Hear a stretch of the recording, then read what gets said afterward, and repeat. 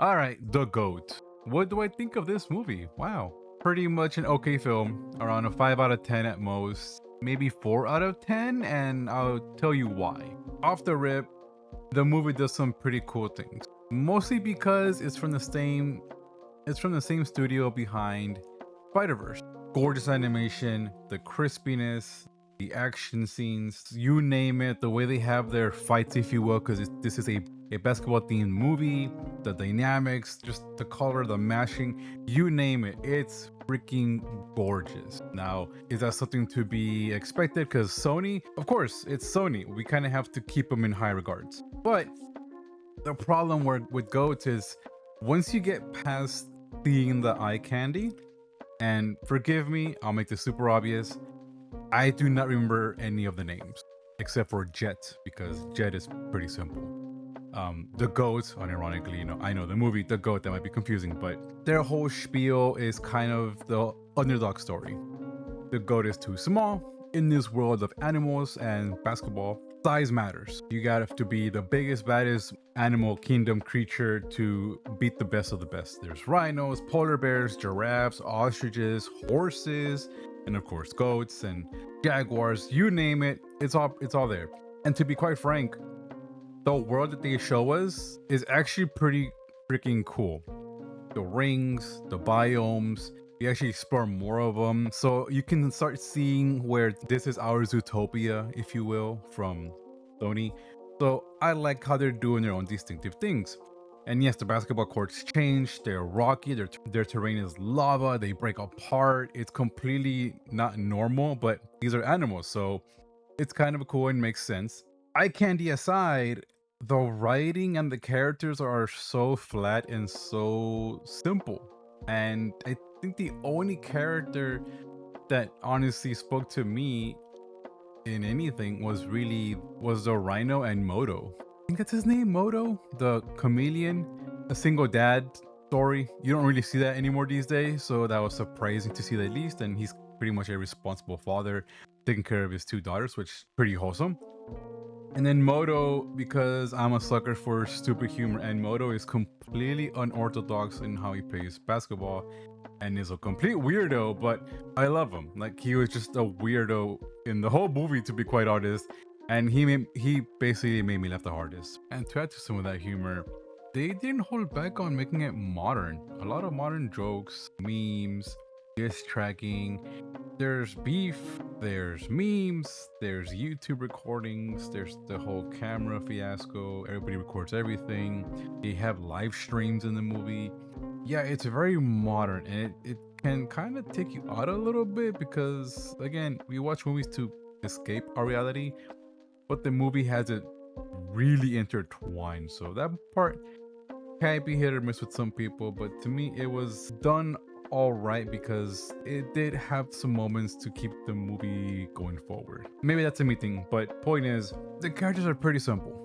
And by characters, I mean the two main characters, who is Jet, the Jaguar.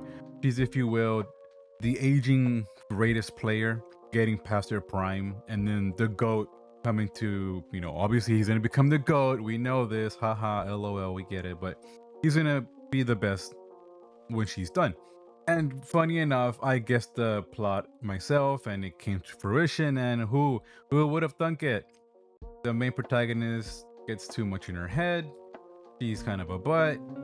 The other antagonist, which is a horse, I think he was. Yeah, I think he was a horse. He's a complete jerk, and he's pretty rough and tough. And it's pretty brutal sometimes how they play. Like, I'm not gonna lie, like, damn. But it's not to say it's violent. It's actually pretty cool. But again, the eye candy doesn't change the story. And seeing Jet get through her dilemma, although nice as it was, seeing the GOAT, I know it's gonna be so weird. Seeing him and his story of, I don't have a dad, and then I don't have a mom because she passed away, we can guess, because they mentioned her being sick, but they don't ever let the moments breathe. That was my biggest awkward after the movie, is once you realize, after all their quote unquote sad moments, when they're mad in the locker room with Jet lip bashes out, when the GOAT has his moments of being sad and talking to Jet, talking to the teammates. All these, I know Omega, it's a kids movie, but you're supposed to have this seriousness, no? Like we can't just make everything hilarious and fun because they kind of cut it with humor, or they move the scene so fast you don't feel that weight.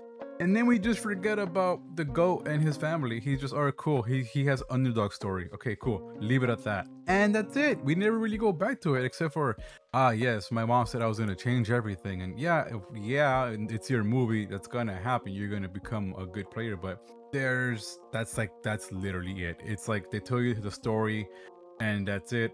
You run with it. You don't feel much else. Jet, they have her rekindle her love for the game instead of winning everything and making that the end all be all. Cool. There's no feeling. It's so weird. Like, yes, if you have kids and you watch it yourself and you have fun watching the movie, then yeah, you're gonna enjoy it. But the second you think about the writing, the second you think about these characters individually, they're all so basic and it doesn't add anything. This is the problem with the current movies, man. They're fun films, they can look beautiful, have good action, have good music. The music was pretty good. The jokes are there. They memed it up in this movie. Trust me, if you watch it, there's a lot of memes, the current culture references, you name it. But when it comes to making you care for these characters, you just don't. And that's kind of sad. The movie ended. I left the theater thinking, wow, I like Moto. Moto is cool. He's a complete weirdo, but the way he had his VA work, the way he was animated, like, I just loved everything about him. And yes, Moto was the GOAT in my opinion because he did save the movie, if you will. And if you watch it, you know why. But yeah, this movie has the same problem as a lot of these modern movies. Once you watch it one time, that's it. It becomes a background movie. That's so sad because movies should have more weight. Should they have been more violent? Should they focus on the writing a bit more? I don't know. I mean, of course the writing, but it's just sad. They need to stop making this so kid friendly and go back to just making a movie for everybody. Because this movie definitely felt more of the teenager range, but the memes and everything kind of felt like they were trying to get that for everybody, but they just didn't have any good writing. Again, maybe I'm reading too much into this, but it's about a C. Like I said earlier, 5 out of 10. Not the greatest film, although if it's your first time, you will have fun probably. More than likely, you will enjoy it. You'll have a good laugh. But if you were to rewatch it, it's probably gonna wear down very fast. So that is the sad truth, in my opinion. Let me know what you guys think down below if you think otherwise. I know we haven't done movie reviews or sit downs in quite some time. So if you enjoyed it, if you like my thoughts or think differently and think I'm wrong on this movie, let me know down below. Next up, we'll try to go for Zootopia or Hoppers. I know that's the new hot movie right now, but I'm very wary for Pixar because they do not have the greatest track record right now. So we'll see. Take care, humans. Have a good weekend. I'll see you when I see you. Take care.